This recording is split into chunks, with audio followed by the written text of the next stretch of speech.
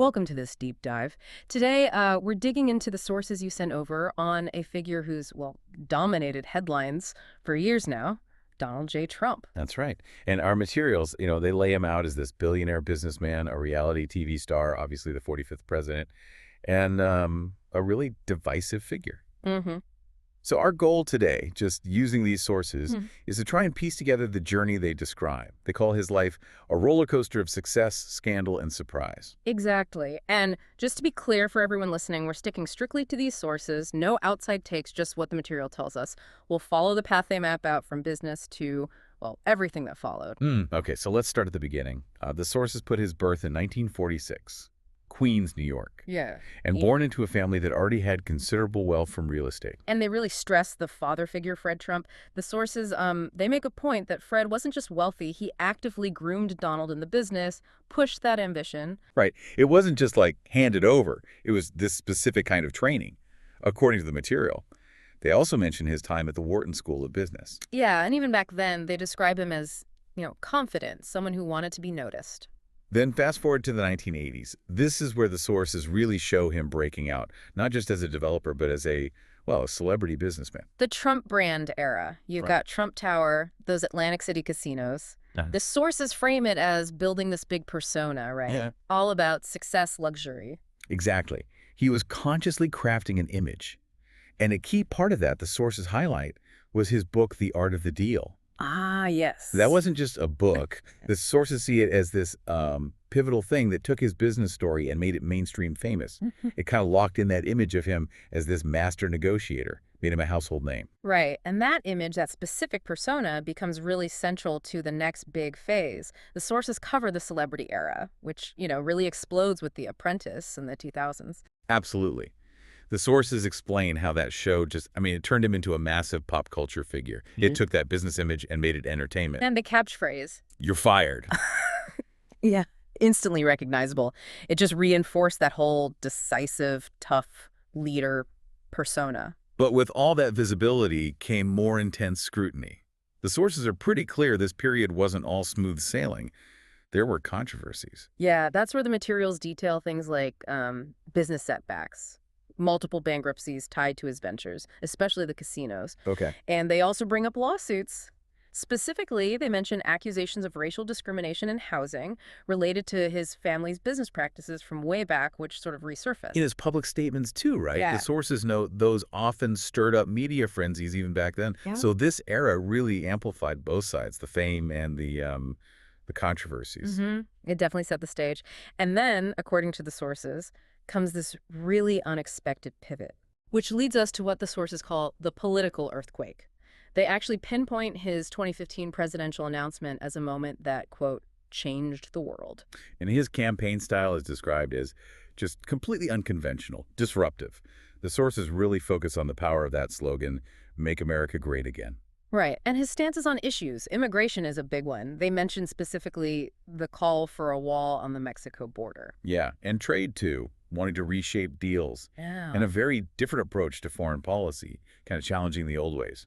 The material really emphasizes his style, outspoken, breaking norms. That seemed central to his appeal, connecting with a certain group of voters. And the 2016 election itself is described as a shock. The sources really dig into why he won against Hillary Clinton, linking it directly to this powerful populist feeling. Like an anti-establishment wave. Exactly. That's how the sources frame it. Then moving into the presidency itself, 2017 to 2021, the sources tick off some major policy points. Domestically, they talk about the big tax cuts, that 2017 bill specifically, and a push for deregulation across different industries. Yeah, and on the economy, they point to starting trade disputes like the tariffs with China, the trade war. And immigration comes up again. The sources mention the travel bans affecting several Muslim-majority countries, and also that zero-tolerance border policy. Which led to those family separations, yeah. The sources cover that. In foreign policy, the materials describe some unusual moves, like meeting directly with Kim Jong-un of North Korea. Right, and those Middle East peace efforts, like the Abraham Accords, very different from standard diplomacy, as the sources describe it. They also cover the COVID-19 pandemic response under his administration, noting the challenges and criticisms involved. And, it's pretty remarkable. The sources point out he was impeached twice in just one term. Twice. They specify the reasons cited. The first one involving that phone call about aid to Ukraine, and the second tied directly to the January 6th Capitol riot. Which brings us right up to the aftermath of that term and what the sources see as his potential 2024 comeback. So first, they note he lost the 2020 election to Joe Biden. But didn't concede. The sources highlight that refusal and the whole Stop the Steal movement that grew out of it, pushing those claims of election fraud. And the sources explicitly link that context to the January 6th attack on the Capitol. Even out of office, the sources describe him as holding this really significant sway over the Republican Party, still a major force. Definitely. And the material confirms he announced he's running again in 2024. The consensus in these sources is that he remains, well, deeply divisive, but also incredibly powerful in American politics. And part of that ongoing story, as the sources detail, involves these numerous legal challenges he's facing, indictments, investigations. Yeah, it's a whole separate thread running through the current narrative in the sources. So stepping back and looking at this whole trajectory through the lens of these sources, Yeah. what's the picture they paint of his legacy, his impact? Well, they spend time defining and exploring this idea of Trumpism. They break it down into like key elements. Populism appealing to the common person against the elite. Oh, yeah. Nationalism putting national interests first, sometimes over international cooperation, and anti-globalism skepticism towards international bodies and agreements. And it seems like, regardless of whether they view it positively or negatively, the sources all kind of agree he fundamentally reshaped American politics. Yeah, that's a consistent theme. They often describe his base as being strong with working-class voters, especially in certain areas. And the opposition? Generally described as coming from liberals and sort of established political or cultural figures. The elites, as they're often termed in this context. Which leads to this big question the sources themselves raise, looking towards history. Right. Will he be remembered mainly as a disruptor who shook up a system that needed it?